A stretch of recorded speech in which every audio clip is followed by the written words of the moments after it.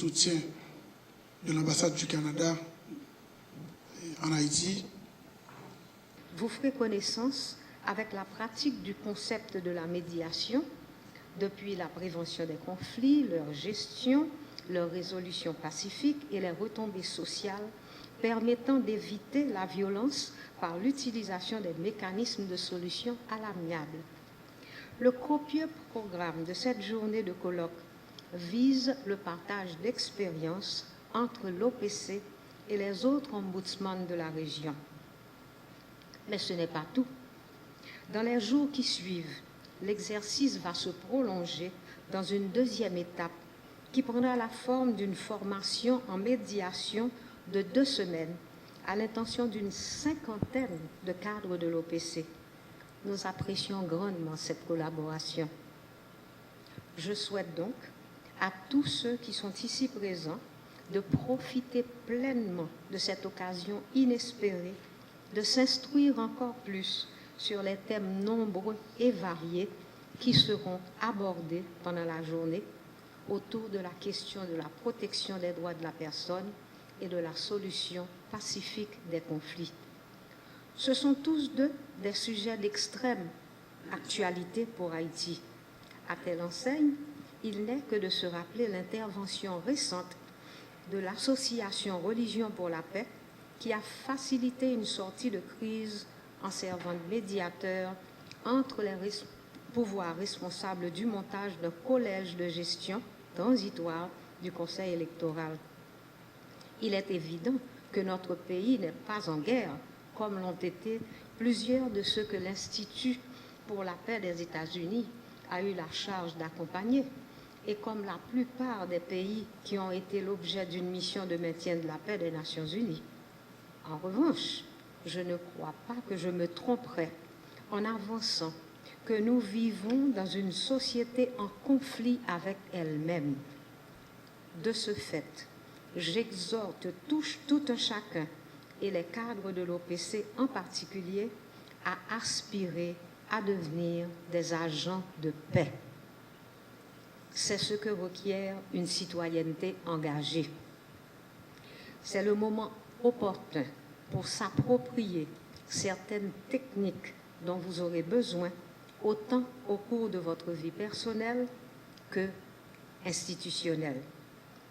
Et pour conclure, je souhaite également que la nouvelle de ce colloque produise ses effets sur toute la population. Nouvelle dans le paysage étatique haïtien, l'OPC s'est attelé à se faire connaître. Qu'il soit prouvé par la présence de ses homologues que l'OPC est une institution de nature mondiale, se retrouvant sous une forme ou sous une autre dans quasiment tous les pays de notre planète, notamment en Amérique latine. La République dominicaine, le Chili et le Brésil restant les 3 pays à s'en doter. Ensuite, et afin que nul n'en ignore, il sera évident pour tous que les relations de l'OPC avec ses homologues sont solides et qu'avec la bienveillante coordination de l'OEA comme organisation régionale des Nations Unies, nous continuons de vivre ensemble avec dignité. Je suis très heureux d'être ici aujourd'hui pour ouvrir ce colloque qui lance une série de formations en médiation destinées aux représentants de l'Office de protection des citoyens. Nous sommes heureux de nous associer à cet événement avec l'OPC, grâce notamment à une contribution du Fonds pour la paix et la sécurité mondiale du gouvernement du Canada. En tout premier lieu, permettez-moi de remercier les représentants de la Division de la durabilité démocratique et des missions spéciales de l'Organisation des États américains qui, avec le support de l'OPC, ont permis l'organisation de ce colloque et les formations qui suivront.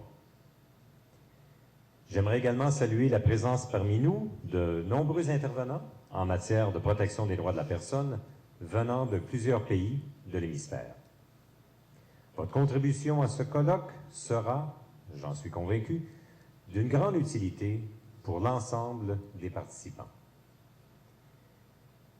Depuis 2010, le Canada travaille étroitement avec l'OEA à renforcer les capacités des organisations et des gouvernements locaux et régionaux en matière de médiation, en organisant, entre autres, différents ateliers et séminaires de formation dans la région. L'objectif de ces rencontres consiste à former, à l'échelle des Amériques, des experts en médiation qui pourront développer des solutions pacifiques aux conflits émergents et favoriser la protection des droits de la personne dans leur pays. Cette initiative s'inscrit dans le cadre d'un projet régional mis en œuvre depuis 2010 par le département de la démocratie durable et les missions spéciales du secrétariat aux affaires politiques de l'OEA. Et j'en profite pour saluer l'excellent travail de Mme Emmanuelle Pelletier, qui a organisé en grande partie ce colloque avec la bonne main droite de la numéro 2 de la représentation de l'OEA en Haïti, Mme Catherine Poignard. Merci toutes les deux.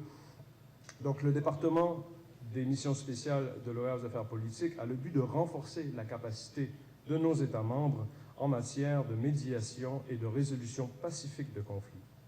Ce projet régional, comme nous l'avons appris tout à l'heure, est financé par le Fonds pour la paix et la sécurité mondiale du ministère des Affaires étrangères et du Commerce international du Canada. Il a permis jusqu'à présent la tenue d'une vingtaine de formations de ce genre destinées aux fonctionnaires de l'Amérique centrale et de la région andine, particulièrement au Guatemala et au Pérou. En ce qui a trait à Haïti, il me fait plaisir de confirmer qu'à partir de demain, l'OEA initiera, en partenariat avec la United States Institute for Peace, représentée ici en la personne de Mme Neria Jessup, un programme de formation destiné au personnel du siège de l'OEA, du siège de l'OPC, l'Office de la protection des citoyens, ainsi qu'à ses agents décentralisés dans tous les départements d'Haïti. Ambassadeur Normandin, permettez-moi, au nom de l'OEA, de profiter de cette occasion pour remercier sincèrement le gouvernement du Canada pour avoir rendu possible, grâce à sa généreuse contribution, la mise en œuvre de ce projet. Avant de terminer, je tiens à réitérer mes chaleureux